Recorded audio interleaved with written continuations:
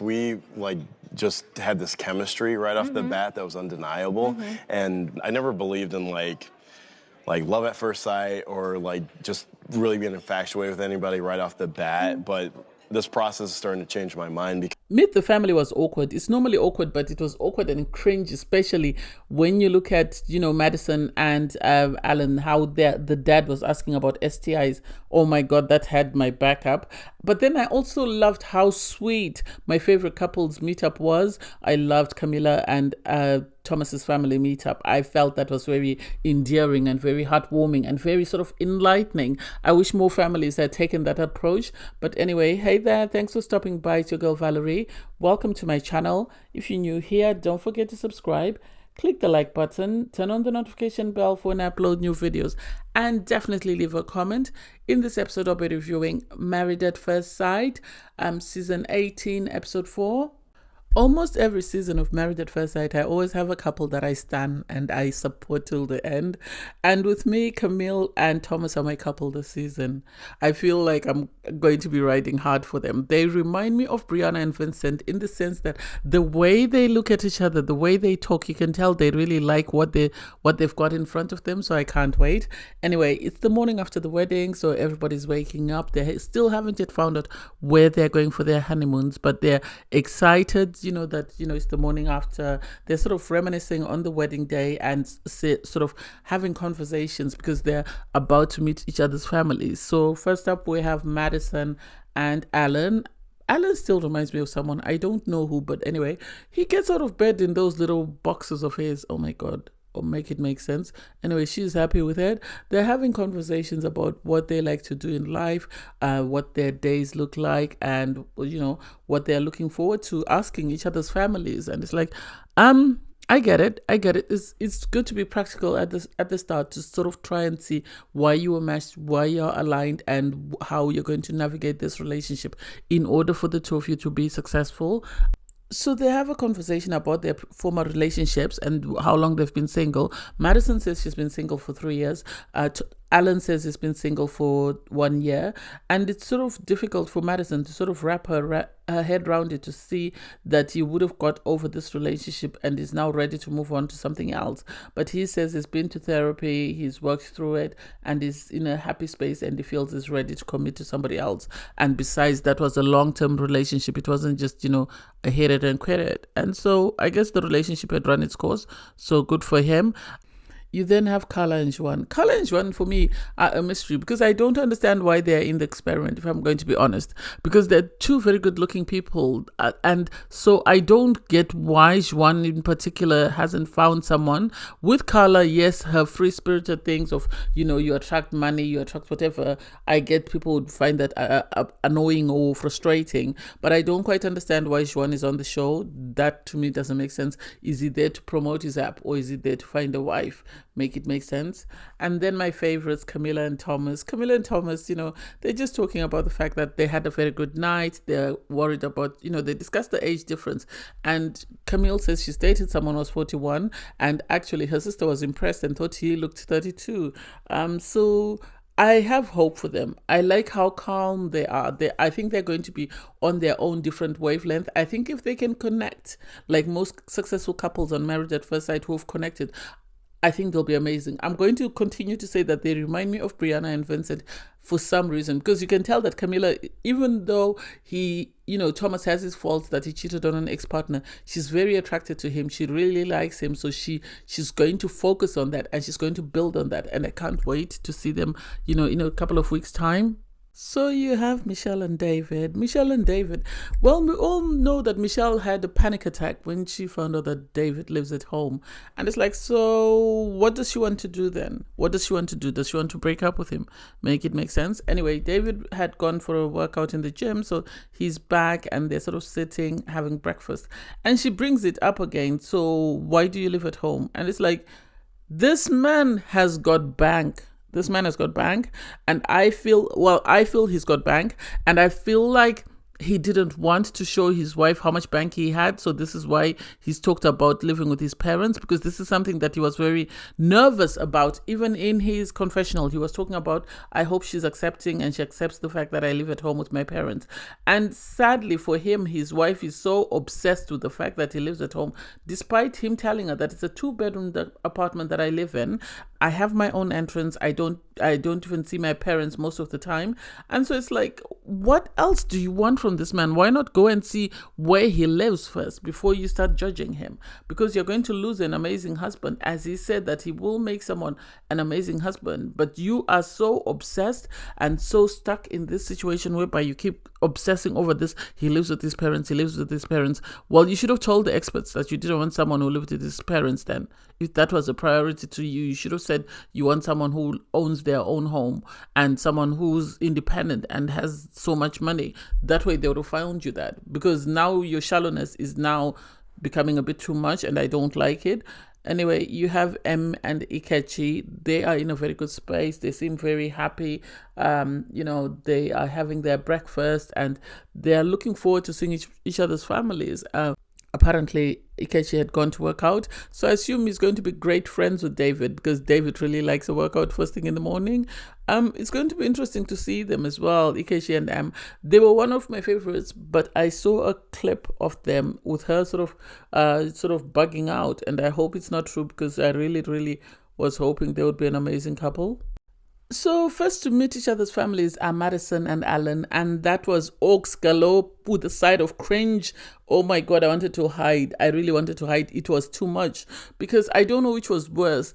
Alan's mom crying and wanting to make sure that her son wouldn't be hurt, or Madison's sister saying that she only goes for pretty boys. I don't know. I think the conversation with Alan's family was going very well. The crying might have put her off a bit, but hopefully she doesn't sort of take that to heart and she realizes that it's just a mom who's being protective of her child and making sure that her child doesn't go through what she went through. And so hopefully that works out okay for them. With Madison's dad, oh my God, him asking about screening. Okay, as an HCP, I understand obviously there is a concern in regards STIs, but at the end of the day, you'd assume that MAVs, as part of their casting process, have taken this into consideration because they've had Shanice become pregnant during the experiment. So there's no way they wouldn't have screened for this. And so I assume screening for health conditions and also prenups are par for the course for MAVs. And so I understand where her dad was coming from, but it's a bit of an awkward question to be asking somebody, the day after you first met them. It's one thing if she's asking, but for her dad to be asking, I get where Alan was coming from when he said this was awkward. And then for him to ask, the family, do I look like her type? Do you think I'm her type? And the sister went, well, she normally goes for pretty boys. And it's like, okay, be honest, say what you really feel. For her to say that was a bit hurtful, in my opinion. She should have just said, well, she doesn't have a type, but talking to you, you possess some of the qualities that she wants in a guy. I think that would have made sense instead of her saying, no, she goes for pretty boys. And then she later redeemed it by saying, oh, but when I spoke to you and I got to know you, I realized that you possess most of the qualities that she wants. And it's like, it's too late. You've already run over him. It's too late to say sorry. Next up was Ikechi and Em. And for me, I don't know how I feel. I'm a bit confused because you have Ikechi's friend ask how was last night? Did the two of you get a chance to talk? And she says, well, we were both exhausted, so we just fell asleep. Because his mom is there, she's not going to say, yeah, we were doing the hanky-panky. No, you can't say that. That's disrespectful. And given the fact that M's mother has refused to appear on camera, I would assume she'd frown on M talking about her sex life on TV. So I even if they did do it, I don't think M would be open to saying anything about it. I was sort of confused with the friend as well, because she then said to M, Ikechi is very popular on social media. He's an author, he's a poet. So how will you feel, if people come up to him in the street? And it's like, why are we talking about this? How popular is he? How many people know about him? And even if they know about him, Asha goes and gyrates on people, but his wife is still comfortable. So what's so special about Ikechi and his fans? Why are we finding out about him and his poetry and stuff. Is this an opportunity for him to sort of become more famous than he is? Make it make sense? This sort of leads on to the same question that M's friend was asking Ikechi, that you tried to be on Married at First Sight Houston. It didn't work out. You are now back again. Are you just here to be famous or to take advantage of the opportunity, or do you really want to get married?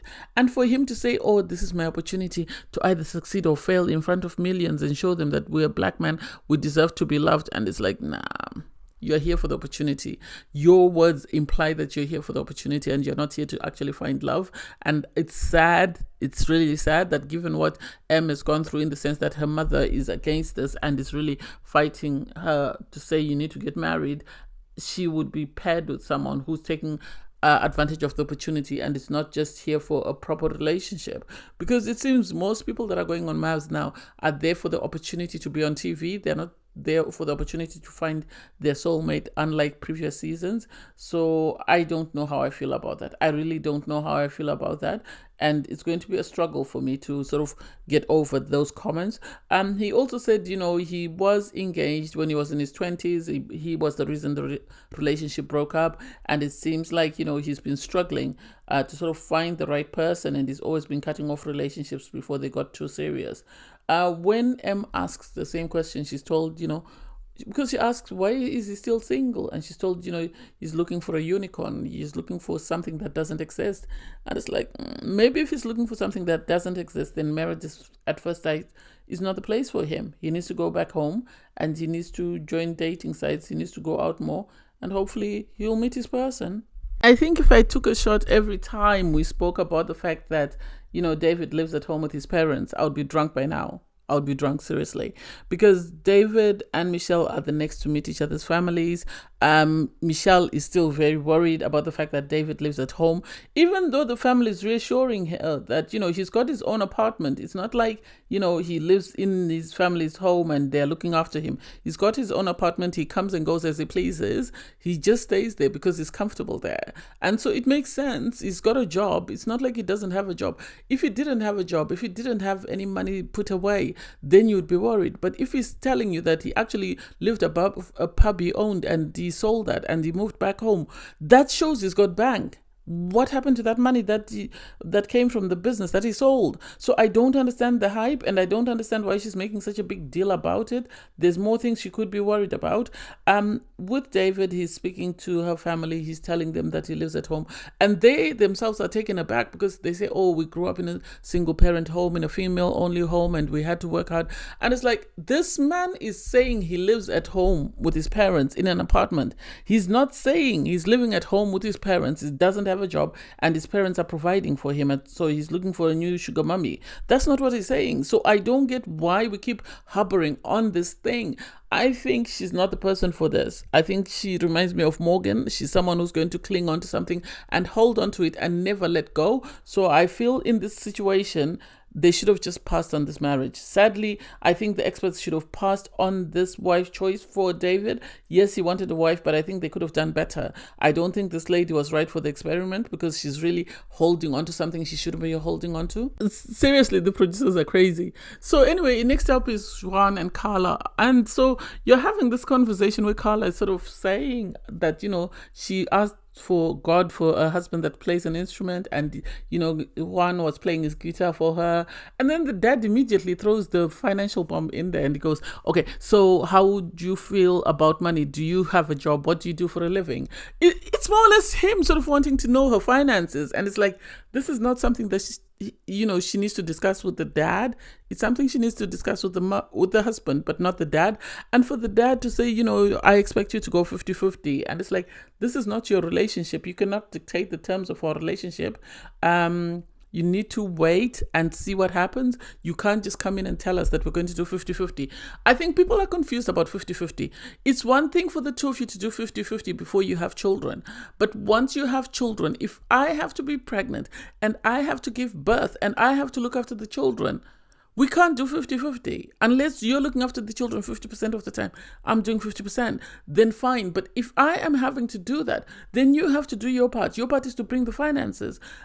With Carla's family, they were sort of asking Shwan, how do you feel once your app becomes successful? Are you happy for Carla to stay at home and sort of look after the children? And his argument was, well, we'll see how it is. And it's like, men need to understand that there's more to being a woman in a relationship than being a man. Yes, you go out to work and you bring the bacon and whatever. I go out to work also, but if I'm pregnant, my body's going through a lot. So I'm working overtime. So I'm giving 100%. You're only giving 50%. Make that make sense? Thomas and Camilla are making me cry. Why? Why? I'm cheering like I'm sitting there. Anyway, so they have a meeting with each other's families. And I really like how sort of receptive both sort of families were. And in the sense that when Thomas sat down with Camilla's mum and dad and sister, the sister told her about her sister's sort of areas to look out for, the fact that Camilla shuts down when she's upset and that he needs to be able to sort of be there and sort of be supportive of her. The dad, the fact that he was very receptive of Thomas and said, I like what I'm saying, but obviously I will be watching you. And Thomas acknowledged that, I also understand that I can tell you whatever I want to tell you, but it's more what I practice that you will sort of appreciate more. So it's me putting in the work. So I can't wait to show you who I am. And he is a very self-reflective person. He understands he shuts down. He's a non-confrontational person. He's someone who sort of will draw away if things become too tough. And so for him to say he's been in counseling, he sounds like he's got the tools. From his communication, you can tell that someone has been talking to him. So I assume he's seen a therapist, he's prepared himself. This is something I've always championed for people that go on Married at First Sight, that see a counselor before you go into the show, because it can be very challenging psychologically. So you need to make sure that you're in the right headspace in order to receive whatever the experts match you up with. Camilla met with Thomas's mom and his twin brother and sister-in-law, and that was amazing as well. It was very calm. What I like about Thomas and Camilla, they're very calm. They complement each other. They appear to be non-confrontational people. Camilla did say she is the sponge, so she's the listener in her group, so she is more supportive of her friends and everybody around her, and it seems Thomas is the same. The fact that his brother said, please, the only thing I can ask of you is make sure you protect his heart and he will protect your heart. And I think what he was trying to say to her was, don't show your asses on TV. Always think of the other person and how this will come across. Whatever you do, whatever you say, whatever decision you make, always think, how will Thomas feel? And he will do the same, which makes me believe that this brother is going to have the same conversation with Thomas. And I remember saying that Thomas, for me, will make an ideal husband because he's always going to have his brother there to sort of say to him, no, this is wrong, this is right. You need to do it that way. Because his brother's already married. The mom was sitting there just listening and absorbing everything. And then when the brother asked, well, how long do you think it will be before you have children? And she said, within the next 2 years. The mom's excitement, her face lit up. Even the sister-in-law was like, oh my God, you want her at 2 years because she can't wait. The brother was saying he really wanted his children to grow up with Thomas's children, but sadly this didn't work out. And so it's nice that they complement one another. This is a perfect ideal match in my opinion when it comes to Camilla and Thomas. I don't know about the rest. Sadly, I didn't see this season's matchmaking process. I might go back and watch it, but I think they make an ideal couple. I think they complement one another, and I really hope they are the success story. It looks to me, I've seen her on the after party, and the way Camilla keeps adjusting her dress and sitting, she might be pregnant by now. Anyway, it's wishful thinking. So the couples meet back up after meet the parents, and you have Ikechi and Emma sort of having a conversation, with Emma bringing up the fact that his friend said, he was looking for a unicorn. And for me, I don't think he answered it correctly. I think he realized that Emma wasn't buying what he was selling. Then he had to sort of rephrase it. Because at the end of the day, he should have just told her, I am not perfect. Yes, I think people think I'm looking for someone perfect, but I am not perfect. If I was perfect, somebody would have married me by now. So I have qualities that I'm looking for. I'm looking for someone who's going to compliment me, someone who shares the same values as me, someone who is going to be my ride or die. And that's what I want in a partner. It took him too long to get there. So hopefully this doesn't become a problem for them, because I can foresee it becoming a problem given the fact that he wasn't sort of upfront with the response right at the start. You have Michelle and David meet up, and they are sort of having a conversation, and Michelle wants to know, how did the meeting go with her family? Did anything come up that he's worried about, or anything that they were worried about? And he spoke about the fact that her family told him that, she can be overwhelmed, so he just needs to take it nice and slow from time to time. Otherwise, she can be overwhelmed, and so he needs to always take note of that. He also brings up the fact that, he told them that he still lives at home. And this is going to be their storyline, in my opinion, the whole season. Well, the fact that she's still holding on to it, and the fact that she's making a bigger deal of it, and is saying that's a major concern, is worrying, because he himself was worried about that, because he said before he even met his wife that, I'm worried that she's going to, feel some type of way as soon as she comes across the fact that I live at home. And I think this is why he's always been upfront, that I live at home, not because I can't afford to go anywhere. I'm helping my parents with their mortgage. I'm doing ABC, but I just choose to live at home. And I wish she could get over it. She's reminding me of Dominic and that man. And the difference is, he lives at home with his parents, whereas that guy lived with friends. So hopefully this doesn't become something that breaks them up. It's interesting that we only got to see 3 couples actually debrief. We didn't get to see Juan and Kayla, or Camila and Thomas. We did get to see Alan and Madison. Obviously, Alan brought up the fact that her dad asked about protection and STIs, and it's like, oh my God, that was embarrassing. And so what do I think? I'm happy that Alan asked her what is your type, because he must have been taken aback by the sister saying, she normally goes for pretty boys, and he asked, what are pretty boys? And she was trying to say the metrosexual guys, the guys who are very well groomed, and and it's like, nah, I don't think that's what they mean. But if that makes him happy and is comfortable with that, amazing. Anyway, they all find out they're going to Mexico. Gone are the days when Mavs used to send people to different areas. It seems like Kinetic have a contract with some resort in Mexico, because for Love is Blind and for Marriage at First Sight, they're only sending them to Mexico. I know with COVID, that's where they started sending them, but COVID is now no longer a pandemic. It's now an epidemic. So I don't understand why they can't send them to different destinations like Marriage at First Sight UK or Marriage at First Sight Australia.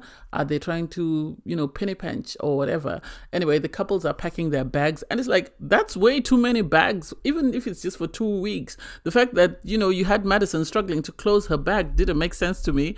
And then I love Camila and David. I know, I'm biased. Camila and David, the fact that she was showing him, the lingerie that she has ready for the honeymoon, and he decided to take out his boxes to show her what he had ready. I like their sense of humor. I like the fact that they're very calm and calming with each other. The fact that David said, shall we pack the condoms, was just like, David, you can't afford to buy some when you get to Mexico, but hey, good for you. Be prepared. You never know. It was nice to see everyone, because they all went on the same shuttle bus to the airport, and then when they got to Mexico, they all sat down for a meal. And so you had everyone sort of talking about their relationships. And first up was Tom, and Tom really, oh my God, he made me proud, Thomas. You made me proud, because he was able to compliment his bride and sort of talk about the things that they have in common, the things that he's looking forward to, and making her blush when he was really saying all these amazing things about her. I like the fact that they've taken on board his brother's advice that always look after each other's heart, because you could tell Camila was just, oh my God, she was just feeling some type of way. She was feeling hate, the more he spoke about her.